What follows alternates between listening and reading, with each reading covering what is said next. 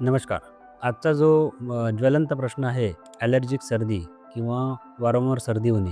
तर ही ॲलर्जिक सर्दी म्हणजे काय आहे? आपल्या शरीरातील चयापचय क्रिया बिघडल्यामुळे आमाशयामध्ये विकृत कफ तयार होतो आणि तो सायनसमध्ये किंवा फुफ्फुसामध्ये जाऊन बसतो आणि त्या ठिकाणी विकृती निर्माण करतो किंवा ऑब्स्ट्रक्शन निर्माण करतो. त्यामुळे प्राणाच्या आणि उदाहरणाच्या गतीमध्ये अडथळा निर्माण होऊन वारंवार शिंका येणे किंवा सर्दी होणे.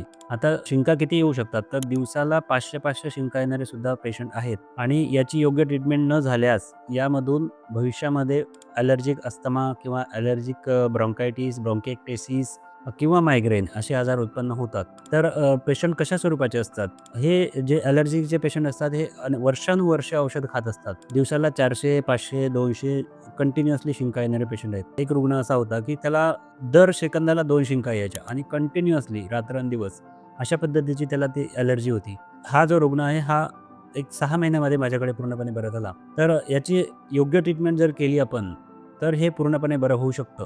यामध्ये जे विकृत कफ तयार होतो, तो कफ आमाशयाची ट्रीटमेंट करणे, त्याचबरोबर इम्युनिटी वाढली पाहिजे अशा प्रकारची ट्रीटमेंट करणे आणि सोबत नस्यचिकित्सा, अग्निकर्म, विद्धकर्म आणि औषधी चिकित्सा अशा पद्धतीची जर योग्य ट्रीटमेंट या रुग्णांना मिळाली, तर दिवसाला 500-500 शिंका येणारे पेशंट, 200-200, 300-300 शिंका येणारे पेशंट, कंटिन्युअसली वर्षानुवर्ष सर्दी राहणारे पेशंट आणि त्यामधून उत्पन्न होणारा अस्थमा किंवा बालदमा हे रुग्ण पूर्णपणे बरे होऊ शकतात.